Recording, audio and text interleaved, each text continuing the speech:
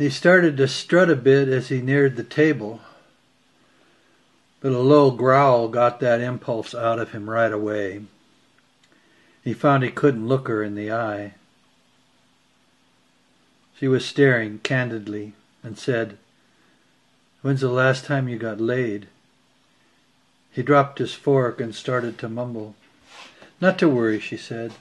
"I'm just trying to point out to you that in this community there are a lot of opportunities for the right man if he figures out how to be a true man and gets out of his head the illusion that the best lovers are the young and the inexperienced." She continued, "You probably have a lot of bad ideas about women, having been part of that bunch of idiots that just got destroyed. Here, if the guy pays attention, some true woman might just take him under her wing and teach him how to be a true man." With that she got up, pushed her dishes into the kitchen, and with a couple of wolf dogs following, left the room, and left him with his mind spinning crosswise and upside down, which was probably her intention. Angel's next teacher was Racy. His obligation was to tell all to any who asked, and whenever Racy ran into him, which was often as he wandered around, what she wanted to know was the story behind every bit of ink. He had a lot of tattoos. She always surprised him, too. He'd be involved in one thing, and there she would be, pointing to one tattoo or another and asking for its story. Once he thought about fibbing, but just then one of the wolf dogs was there staring at him, and he knew he had to be honest. That, too, was part of the obligation. But how could he be honest to a 5 or 6-year-old, given that some of the ink stories were about very bad things he had done, and which normally would have been told in a language he had no desire to speak to someone so young, so bright, so apparently innocent? Inside his soul he twisted and turned and danced and struggled, never realizing until years later what a gift this was. This demand he confessed the things he confessed to an innocent little girl.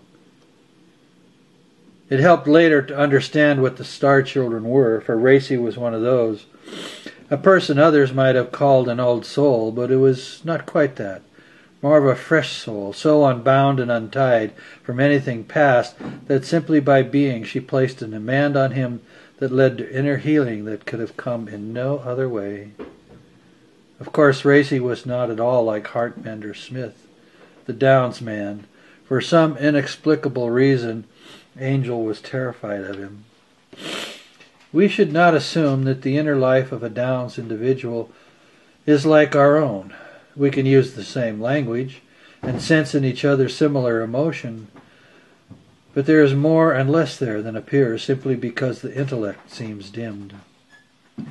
The seer philosopher Rudolf Steiner described Downs and other individuals in need of special care as, for complicated reasons, accepting a body that is weaker in certain ways. Most of us incarnate into bodies that are capable of a normal range of activity, although the karma of certain childhood diseases, such as polio, will often then change that. But that is how we see from the outside. We see the odd body type. In the inwardness of the Downs child, the bright light of normal human thinking and its ability to grasp abstractions is not present. This inner light of spirit is centered lower in the organism, and the bright light of perception we normally experience in our heads lives in the Downs child nearer the heart. This does not necessarily make them more moral or loving, although such is often the case. The heart, as an organ of perception, is more vivid for a Downs, but this does not mean there is no thinking at all. It is just not abstract. It can be very concrete and sometimes quite clever. When it is clever, the Downs child will be secretive and perhaps inclined to possessiveness or to thievery. The mixture of nature and nurture in the early life is important in the development of a Downs child. In the before time, the Steiner-inspired communities were often called Camp-Hill communities, and sometimes part of what is called shared living. In Sanctuary, the library preserved as much of what wisdom had been discovered about those in need of special care during the last 100 years of the before time. The ideas of teachings of Steiner and Campbell were well represented in the library. One of those shared living families brought Hartmender Smith to Sanctuary right in the beginning. He was about 10 years old at that time. This meant that right from the beginning, those in need of special care had a home in Sanctuary. Over time, this part of Sanctuary came to include all kinds of individuals with special needs, including the aging and the dying. Hospice care was part of this work, and Hartmender Smith wasn't even his name in the beginning of Sanctuary. In the beginning, he was just John Smith. He volunteered for special needs care, for hospice care, and for all kinds of care for those who could not fully take care of themselves. He visited the ill, read to those who lost their sight, although mostly certain children's stories, and he changed diapers and bedpans.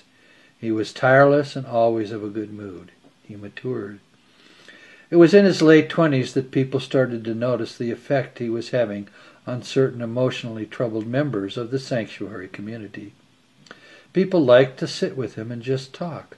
He was often seen in private conversation with people who otherwise had a hard time sharing their own inner emotional and cognitive life with others. He listened well and did not judge. He gave no advice. Sometimes he hugged, and he was a strong hugger. He held you for a long time, wouldn't let you go, and people who had grief they held on to too tightly found themselves in that embrace and crying.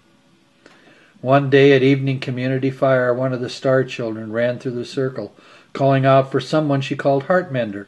It took a while for those present to realize she was looking for John Smith, and had, in the process of her own unique and intuitive insight, given him a true name, something the community later learned to trust as one of the gifts of the star children. Eventually, Hartmender Smith became the leader of that part of Sanctuary where special care was needed. There was no election, no formal process. It was just that people started going to him with certain questions and were finding his answers very practical and deep in an emotional way. His answers generally felt right, and so it became the habit of the community to place under his guidance all new members. Again, it was one of the star children that called that complicated wandering building where special needs folks were cared for the House of Graceful Souls. So new members of the community were placed in the house with Hartmender Smith as their guide. The old man that had talked to Angel that first night and advised him about how first to tell the hardest things to tell was named by the star children Teller of Stories. It was Teller of Stories that taught about how it was going first to the House of Graceful Souls helped people understand washing the feet, helped people understand humility. You changed diapers, you washed bedpans, you cleaned toilets and washed soiled linens. You cleaned soiled people that couldn't clean themselves. Some people worked all the time in the House of Grateful Souls. Most everyone worked there at least a couple of 10-day work periods every year. That day that the community did work that had to be done and which many didn't like to do. 10th day work was an idea borrowed from a very wise American writer of the before time, Ursula K. Le Guin. A lot of her social ideas from her book The Dispossessed lived in Sanctuary. Now, Angel didn't know any of this, but he also felt something when he was with Hartmender Smith. He felt an emotional reality that he had spent most of his life running from. He had hidden his own heart from his own self-awareness in drugs and sex and violence. His heart was in hiding, and when he saw Hartmender Smith during his first days wandering about the House of Graceful Souls, he wanted to run away. Very scary to have to be around someone who, just being who they were, made you self-aware of your deepest secret places. Yet, if Angel was to stay in Sanctuary, he could not hide from himself. This he knew without knowing it intellectually.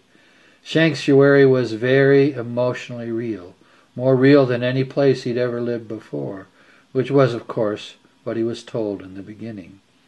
It was a place where the very first step seemed to be surrendering to something, starting with confession. Angel just hadn't yet realized how long that time of surrender and confession was to last.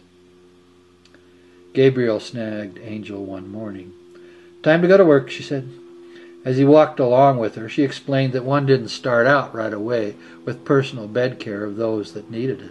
Instead, he was to start in the laundry, washing bedclothes and other soiled linens. Later, he would graduate to more personal care. This wasn't about punishing him in any way. It was about letting him get used to caring for others. In the laundry, there was only one other regular worker. Most of the rest were 10th day folk. The work was hard. There was a lot of laundry, and cleaning soiled clothes and linens required some carefulness. They used a lot of kind of a homemade soap and something that was like bleach but was not. Angel didn't understand any of the chemistry, but the instructions were printed on the walls of the laundry, and everything was labeled and clear. He was a bit shocked after about a week there when one of the 10th day people threw a recyclable container in the burned garbage pail. He didn't say anything, only to find out at the end of the day that that action had been a kind of test. A couple of the 10th day men stayed behind and invited him to sit with them at the house galley. "We threw you a curveball today," one of them said. "We wanted to see how you would react if we violated a rule. It isn't like there was a right way to act. We just wanted to see what you'd do, and then ask you why you did what you did. We're not trying to catch you out. We were just trying to get to know you."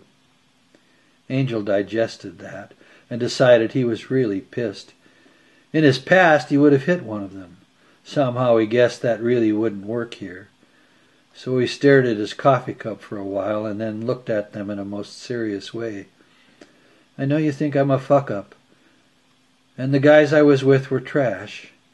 But we had codes.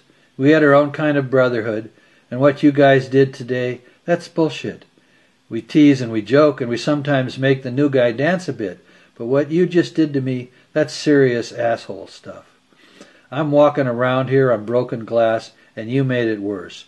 I sweated all afternoon trying to figure out the right thing to do, and now it turns out this was some kind of jack-off test?" His voice was rising as he spoke, and others in the galley started looking at the three of them. He stood up, wanting to run, wanting to throw something, wanting to punch someone. Next thing he knew, there was a tiny hand holding his. Racy was there beside him. She looked at the two seated 10th day men and smiled, what looked a bit like a very feral smile. They looked down, and then both stood up and started to apologize. "This is my friend," Racy said, interrupting them. Then she put her other hand on one of his tattoos and said, "This is a reminder of a guy whose tongue he cut out. Pulled it out with a pliers and cut it off with a hot knife. Got him drunk first. Very kind. You get to ask Angel questions and he has to tell you the truth, but you don't get to mindfuck him." Several people near enough in the gallery to hear what had gone on applauded. The next morning, Gabriel caught him in the galley and told him not to go to work in the laundry, but to wait in the galley. Someone was coming to see him. "No," she said, "you didn't do something bad. You did something good."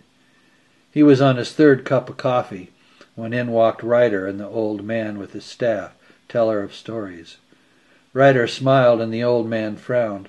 Both expressions seemed to mean the same thing somehow. Ryder was her usual state to the point. "You know anything about the RV people?" That made him sit up very straight. "Tell us everything you know," the old man said. "Very scary people," said Angel, thinking about it a bit. "More than 500 miles south of here and maybe west. Ruins of Phoenix, some say. RV is how their leaders live in those old $1,000,000 RVs, so can move around if they have to. Maybe make and sell drugs, buy and sell people. Smart. Got a library like you guys. Do bad shit with the knowledge, though. Most folks I know stay as far away as possible from them. All the stories about them are bad, scary. Torture, child slaves, weird religious shit, you name it. Supposed to be guarded by an army of cannibals."